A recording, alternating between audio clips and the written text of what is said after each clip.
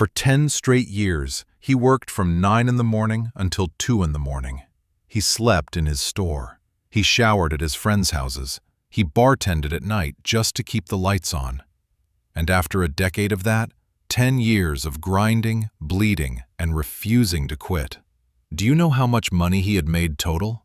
$58,380. That's it. Not per year. Total. Cumulatively.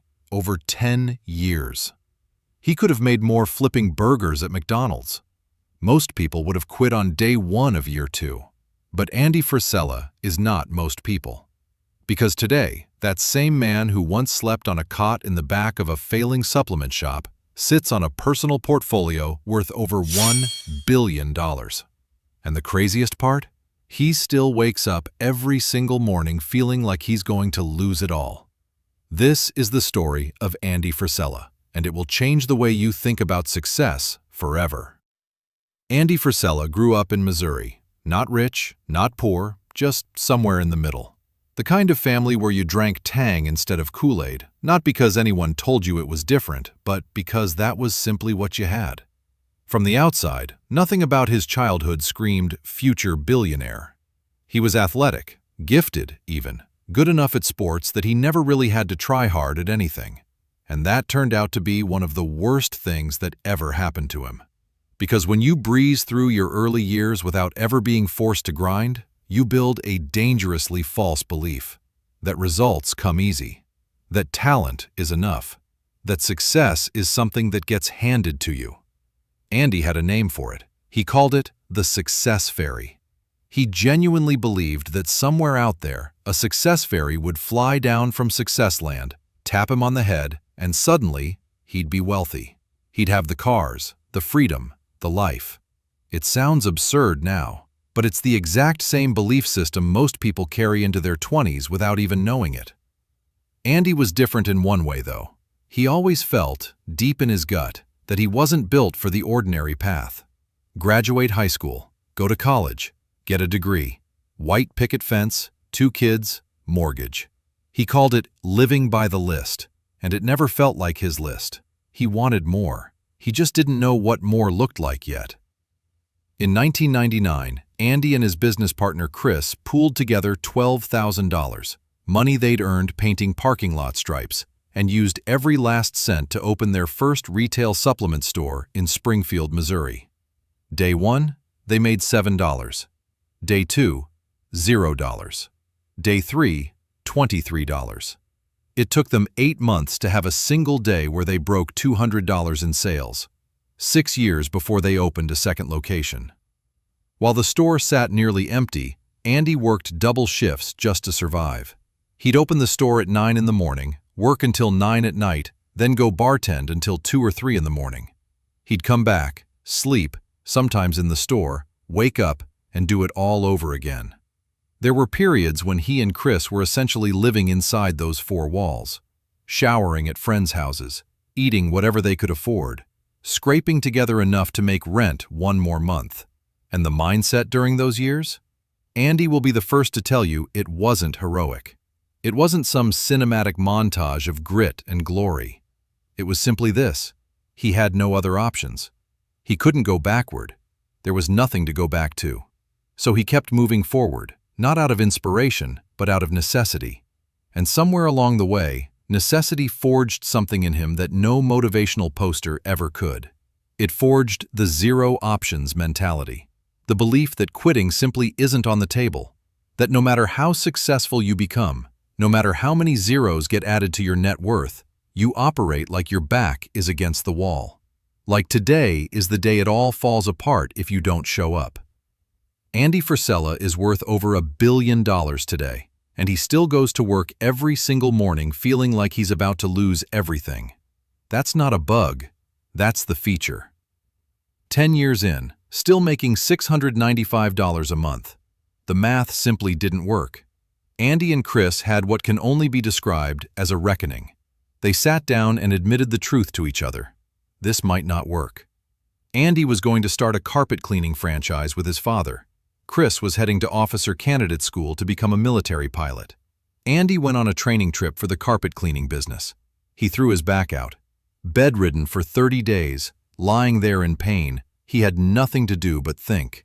And in that thinking, something clicked. Something he'd been missing for an entire decade right in front of his face. All those years in the store, Andy and Chris had been playing the wrong game. When customers walked through the door, their internal conversation was always the same. What can I sell them? What can I get from them? They were focused entirely on extraction, on taking money, rather than on solving problems. But every now and then, something different happened. A customer would come in, maybe 100 pounds overweight, desperate, embarrassed, not sure where to turn. And because the store was so slow, Andy and Chris would simply talk to them. Really talk. Spend time with them. Learn about their goals, their struggles, their life.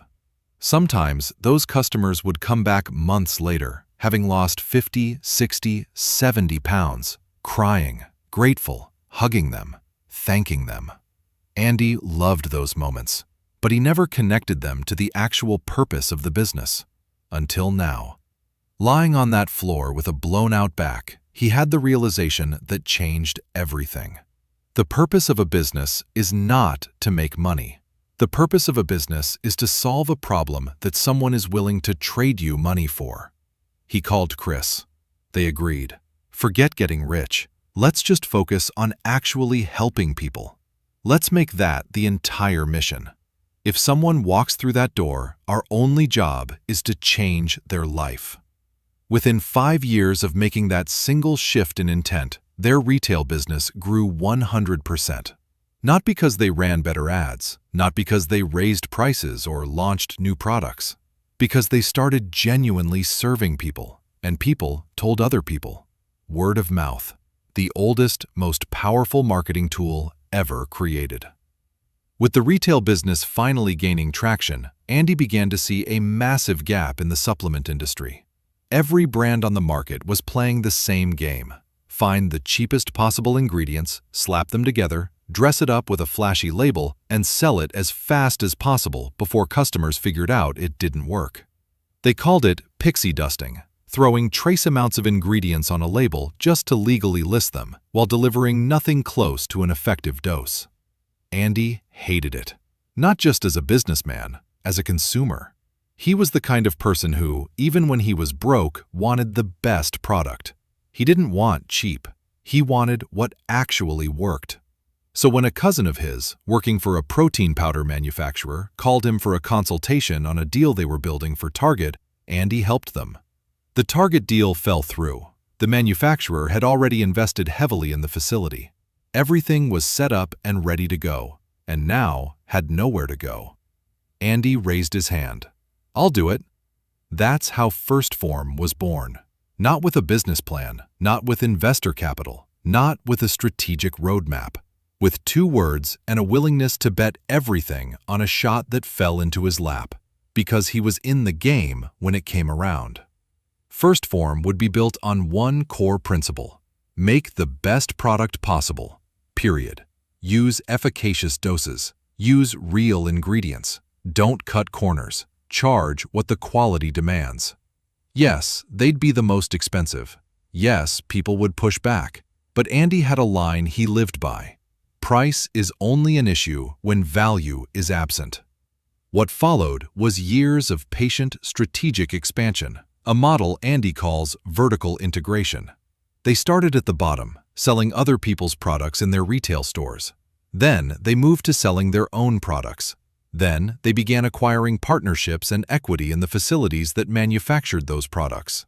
Then they went further, investing in the companies that made the raw ingredients themselves. Top to bottom, from the ingredient source to the shelf. It took longer than anyone expected. There were no venture capital checks, no seed round, no outside investors. To this day, Phorm has never taken outside money. Andy and his brother and business partner own all of it, every single piece. For the first 12 years, there was essentially no cash in the bank. The company ran on a $3,000 line of credit early on. They built everything dollar by dollar, reinvesting every cent they generated back into the business. And then social media showed up. Andy's team had already spent years mastering the thing that matters most, actually delivering results for real people. When social platforms gave those real people a megaphone, word of mouth didn't just travel the old way, slowly, one conversation at a time. It exploded. Instantly, exponentially. Phorm became one of the first brands to build what we now call an influencer program. Not by chasing celebrities, but by empowering real customers with real stories to share their results with the world. Regular people with transformation stories.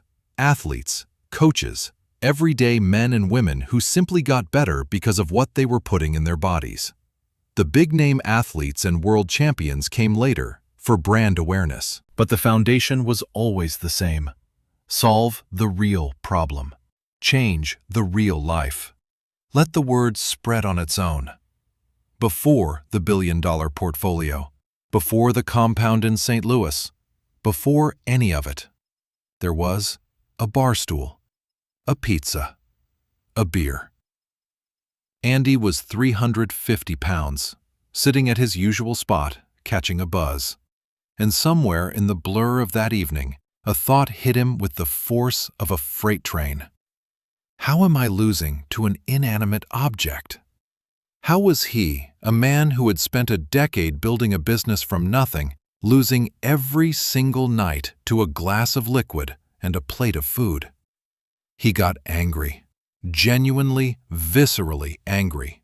Not at the beer, at himself, at his own mental weakness. And that anger became the engine behind one of the most transformative programs in the history of personal development. 75 Hard. The rules are deceptively simple. 2 45-minute workouts per day, one of them outdoors. 10 pages of a non-fiction book. A gallon of water. A progress photo. A diet designed for physical transformation. No cheat meals, no alcohol. For 75 days straight. If you miss a single day, you start over from day one. Andy shared it publicly on his podcast and said, "I'm doing this. Anyone who wants to join me? Let's go." A massive number of people did it. And it worked. Not because of magic, not because of some revolutionary science, but because of the one thing that most people never practice. Doing hard things consistently, even when you don't feel like it, especially when you don't feel like it. The separation between people who win in life and people who don't isn't talent. It isn't connections. It isn't luck. It's the ability to execute at a high level when it's inconvenient, when you're tired, when you'd rather not, when everything in you is saying stop. That 80% of the time when everyone else is making excuses, that's your advantage. 75 Hard became a global movement without a single paid advertisement because it solved a real problem. Just like everything else Andy has ever built. Andy Frisella could live anywhere. He chooses St. Louis. Not because he has to, not because it's the most convenient, but because this city gave him something when he had nothing. Customers who believed in him, people who took a chance on a broke kid with a dream, and he feels an obligation to give that back. He sponsors Little League teams. He employs hundreds of people from the community. He built his compound here on purpose as a statement that you can build something extraordinary without abandoning where you came from. And when you ask him what he wants to be remembered for, he doesn't say the $1 billion. He doesn't mention the supplement empire, or 75 Hard, or the real estate, or the investments, or the podcast that reaches millions. He says, "I want to change more lives than anybody who was alive while I was alive." He thinks about his grandfather, Clarence, who was 20 years old when he stormed Utah Beach on D-Day, who never came home, who never got to meet his own son, who died so that future generations could have the freedom to build, to create, to become. Andy carries that with him every day, the weight of possibility, the obligation of potential. And that's the final lesson, the one that sits underneath everything else. Success isn't a fairy that taps you on the head. It isn't a lucky break or the right connections or being born into the right family. It's inputs and outputs.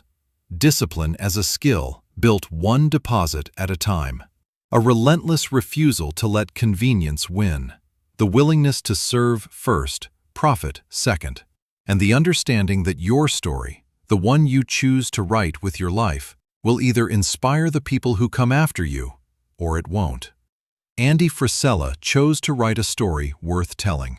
$58,000 over 10 years, a billion-dollar portfolio today. And he still goes to work every morning like he's about to lose it all. That's not fear. That's the edge. If this story hit different, if something in you shifted while watching this, then you already know what to do next. Don't wait for the success fairy. Start building. Like this video if Andy's story gave you something. Subscribe so you don't miss what's coming next. And drop in the comments, what was the one thing from Andy's journey that hit you hardest? We'll see you in the next one.